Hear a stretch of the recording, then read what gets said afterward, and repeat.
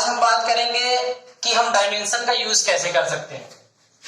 Dimension का use करने के लिए हम सबसे पहले इसको प्रिंसिपल ऑफ होमोजेनिटी से समझेंगे। प्रिंसिपल ऑफ होमोजेनिटी क्या कहता है? समानता का सिद्धांत। तो समानता का सिद्धांत ये कहता है कि अगर कोई भी आपको इक्वेशन दे दिया गया या कोई समीकरण आपको दिया गया, तो समीकरण आपको दिया गया a plus b is equal to c, ऐसा कोई समीकरण दे दिया गया। तो इस समीकरण में होमोजेनिटी का प्रिंसिपल ये कहता है कि जो डायमेंशन होगी लेफ्ट हैंड साइड की वही डायमेंशन होगी राइट हैंड साइड की। अगर डायमेंशन बराबर नहीं है तो उस कंडीशन में ये जो इक्वेशन होगा वो गलत होगा। तो डायमेंशन बराबर कैसे चेक करेंगे? हम चेक कर लेंगे कि जितने बीच में जितने भी पॉजिटिव और नेगेटिव साइन है उन्हीं से अलग करेंगे दोनों पार्टों को। तो ये ए की डायमेंशन जो होगी वो सी की डायमेंशन के बराबर होगी और जो बी की डायमेंशन होगी वो भी सी की डायमेंशन के बराबर होगी। तो आप लिख सकते हैं कि dimension of A is equal to dimension of c. तो ए की जो भी मान होगी वही सी की भी मान होगी, ऐसे ही जो बी की भी मान होगी वही सी की भी मान होगी। अब जैसे हमसे क्वेश्चन कर दिया उसने क्वेश्चन किया कि आपको दे दिया गया कि x is equal to A T square plus B T, ये आपको एक इक्वेशन दिया गया और आपसे कहा गया कि जहां x जो है ये डिस्टेंस है और t जो है वो आपका टाइम है, ये दिया हुआ और पूछ लिया कि find the dimension of A and B. तो ए और बी की डायमेंशन बतानी है। तो ए और बी की डायमेंशन हम कैसे बताएंगे? तो मैंने आपको बताया कि लेफ्ट हैंड साइड की dimension is equal to right hand side की डायमेंशन होनी चाहिए। तो dimension of x is equal to हो जाएगा dimension of A T square. तो हमें ए की डायमेंशन बतानी है तो x की डायमेंशन, x डिस्टेंस है, डिस्टेंस के लिए हम क्या यूज करते हैं? लेंथ l हो गया इज इक्वल टू ए की डायमेंशन और टाइम t, तो इसके लिए हम टी स्क्वायर यूज कर लेंगे, टी स्क्वायर।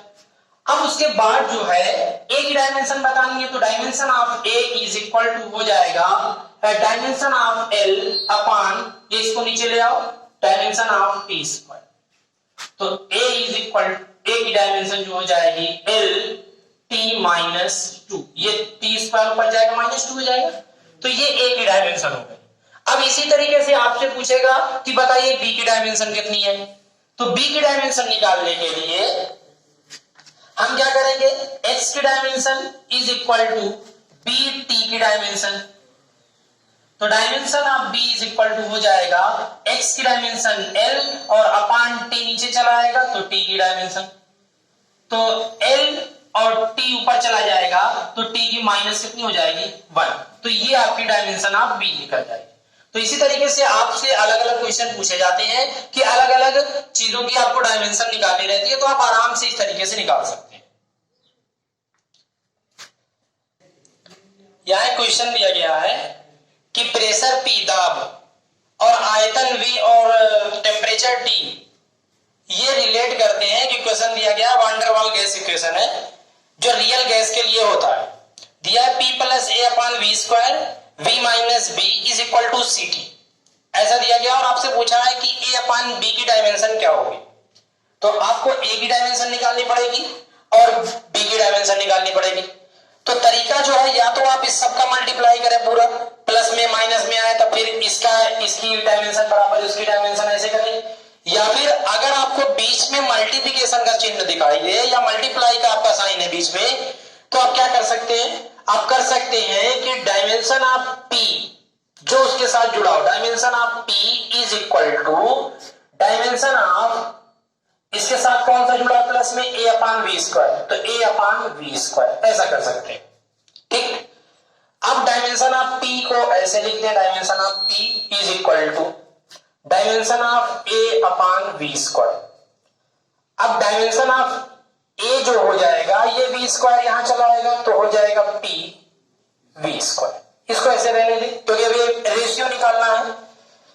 अब उसके बाद ऐसे ही डायमेंशन ऑफ बी जब निकालेंगे तो dimension of B is equal to हो जाएगा किसके, बी के साथ कौन जुड़ा हुआ है, वी, तो डायमेंशन ऑफ वी हो जाएगा।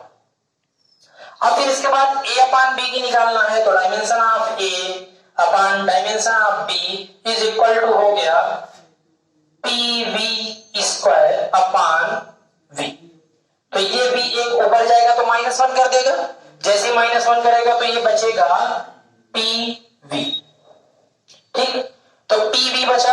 अब ये पी वी या तो आपको अगर फार्मूला मालूम हो तो W बराबर पी वी होता है, वर्ग जो है वो पी वी के बराबर होता है। अगर नहीं मालूम है तो आप डायमेंशन लगाइए, तो डायमेंशन लगाएंगे तो P की डायमेंशन, P क्या है, फोर्स अपान एरिया, ये तो फोर्स की डायमेंशन क्या होती है, एम एल टी माइनस 2 अपान एरिया जो है वो लेंथ इंटू लेंथ होता है, तो लेंथ स्क्वायर हो जाएगा।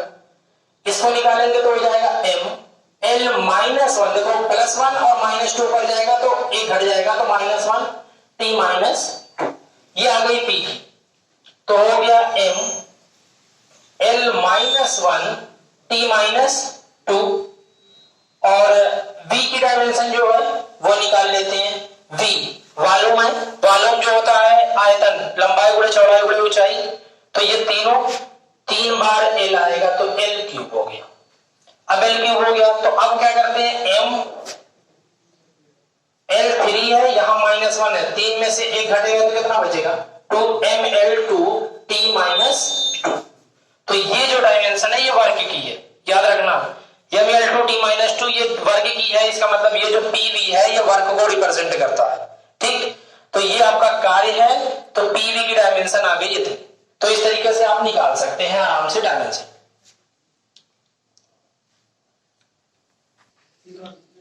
अब क्वेश्चन है p इज इक्वल टू दिया है a square by B E to the power minus A X, कह रहा है कि इस इक्वेशन में आपको डायमेंशन फार्मूला बताना है b का, और जहां दिया है p जो है वो प्रेशर है और x जो है वो डिस्टेंस है, ठीक।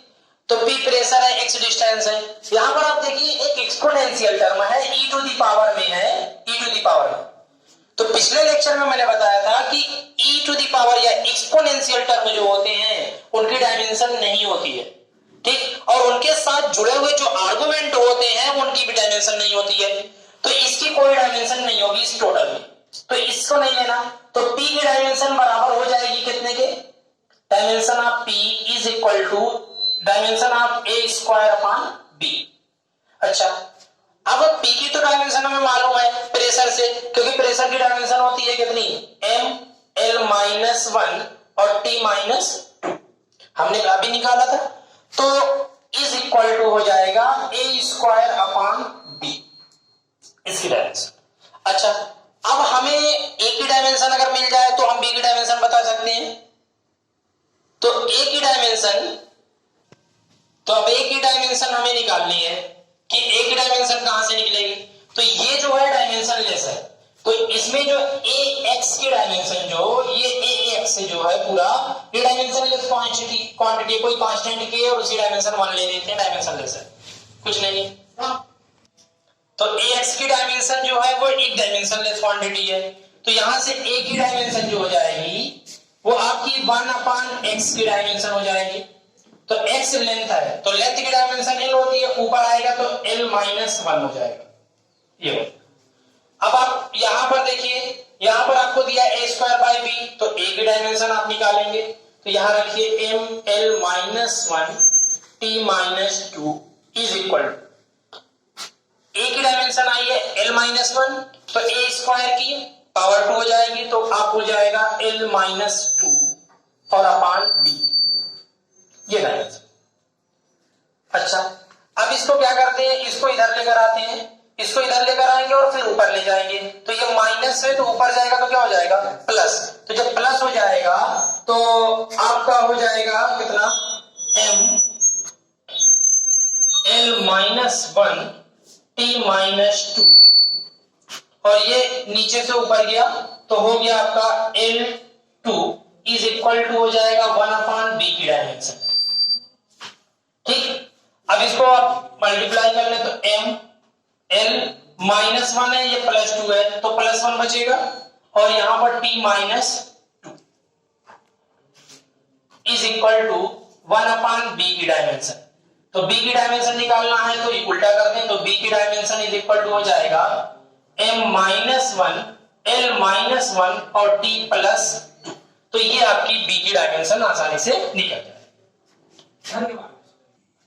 इस क्वेश्चन में दिया है कि f is equal to 1/4 pi epsilon not q1 q2 upon r square, जहां पर f फोर्स है और q1 और q2 ये चार्ज है, आवेश, और r जो है वो डिस्टेंस है, ये दिया है। और आपसे पूछा है एप्सिलॉन नॉट की डायमेंशन क्या होगी। तो एप्सिलॉन नॉट की डायमेंशन निकालने के लिए पहले epsilon not is equal to कितना होगा ये निकाल लें। तो एप्सिलॉन नॉट को इधर ले आओ, f को यहां नीचे रख दो। तो epsilon not is equal to 1/4 pi f q1 q2 upon r square. अब डायमेंशन निकाल लेते हैं। तो dimension of epsilon not is equal to, ये q1 q2 ये चार्ज है, तो आवेश जो होता है आपको मालूम है I बराबर q बाई टी होता है, तो q is equal to I T हो जाएगा। तो आवेश की जो हो जाएगी I एम्पियर है a और t टाइम है, तो ये इसका t हो जाएगा। तो ये दो बार है तो ऊपर हो जाएगा a स्क्वायर t स्क्वायर और अपॉन नीचे 4 पाई कांस्टेंट की कोई डायमेंशन नहीं होती है, तो इसकी f की डायमेंशन लेंगे तो f की dimension ml t minus to और r डिस्टेंस है, डिस्टेंस की l स्क्वायर हो जाए। इसको ऊपर ले जाते हैं, ये देखो m ऊपर जाएगा तो -1 हो जाएगा और यहाँ देखो l3 है, एक l यहाँ एक यहाँ दो, तो ये l3 ऊपर जाएगा तो माइनस में हो जाएगा l-3 और ये t माइनस टू ऊपर जाएगा तो ये प्लस में हो जाएगा और ये जैसे प्लस में होगा तो ये +2 और +2 ये हो जाएगा +4 t4 और ये 8 की 2 है ये हो जाएगा तो a, ये आपकी इसकी एप्सिलॉन नॉट की डायमेंशन हो जाएगी।